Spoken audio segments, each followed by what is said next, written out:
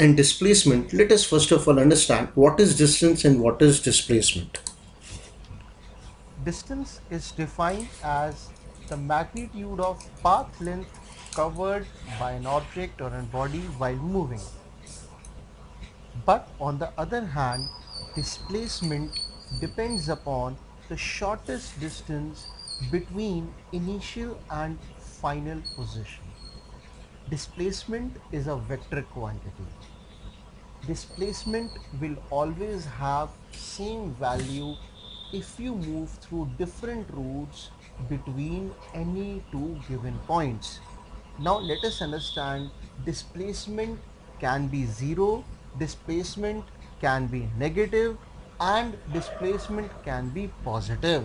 But on the other hand, distance can be positive or minimum it can be zero.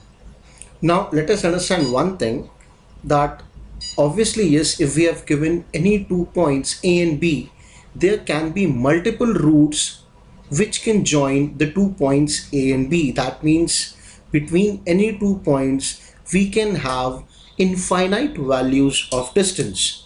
But we must remember that between given 2 points we will always have a unique value of displacement. Now, the displacement can be positive or negative because it's a vector quantity. So, obviously, when we talk about the displacement, we define it as the displacement is final position vector minus the initial position vector. We have also studied another definition of displacement which says it is defined as the shortest distance between initial and final position. Speaking in terms of vectors, we can obviously say that displacement vector is equals to final position vector, which is xf, minus initial position vector, which is xi. Now let us move ahead and let us see whether can distance and displacement be equal. Are always distance and displacement equal? So we need to study what are the cases when distance and displacement are equal, what are the cases when distance and displacement are not equal, and is it possible to have a case wherein displacement is zero but distance is not zero. So let us look over here. Example में देखते हैं कि ये जो man है सबसे पहले ओ से ए तक जाता है, फिर ए पर पहुंचने के बाद हम कहते हैं इसका डिस्टेंस मूव्ड 36 मीटर्स हो गया। अब ये ए से वापस टर्न करता है और ये बी की तरफ चलता है।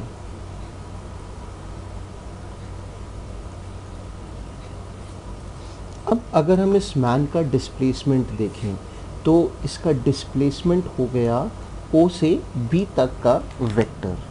तो जितना ओ से बी तक की लेंथ होगी वो क्या हो जाएगा, वो मैग्नीट्यूड ऑफ डिस्प्लेसमेंट हो जाएगा।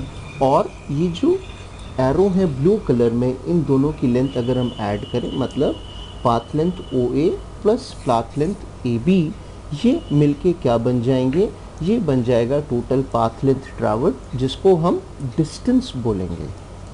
और यहाँ पर हम देखेंगे कि जो डिस्प्लेसमेंट जो है वो पाथ लेंथ के इक्वल नहीं है।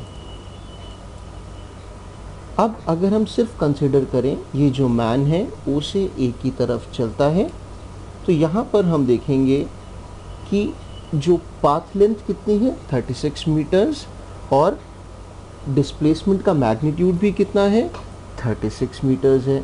तो यहाँ पर डिस्प्लेसमेंट और डिस्टेंस इक्वल हो गए।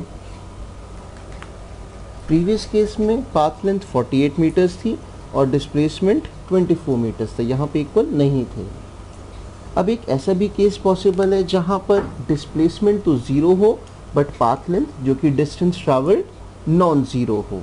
तो ये सारे cases possible.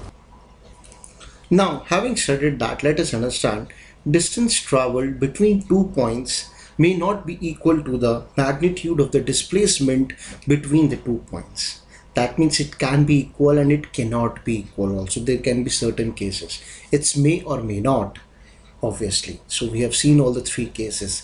We can conclude that when a particle moves in a straight line, without changing its direction, then we can say that distance traveled and displacement of the particle is same. I repeat, when a particle moves in a straight line without changing its direction, then we can conclude that the distance traveled by the particle and the displacement of the particle are equal. Now let us move further. Let's talk about distance in terms of graphical analysis. Now if we look at the first graph, we can very well say that the first graph is not possible.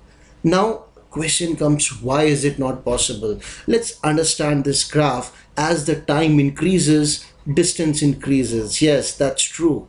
Now as the time increases further, the distance is constant. That means a particle would have stopped over there. But now as the time further increases, distance decreases. See, distance cannot decrease. If you are moving, the path length will always increase. So please understand, distance can never decrease during the motion. Distance can never decrease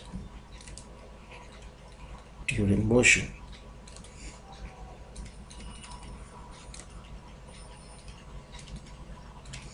In the second graph, obviously, yes, it shows either the distance is increasing or it is becoming constant. So again, yes, again, this graph is possible. Now the third graph, there are two reasons for this graph. The distance is decreasing. This is the first reason by which we can say this graph is not possible. And the second reason is, see, time cannot go back. Time cannot change its direction. The direction of time is fixed from back, that means from past to present and towards future. So but in this graph it shows that even the time is decreasing, which is very wrong, which is incorrect. So that is why graph 3 is again incorrect. I hope you have understood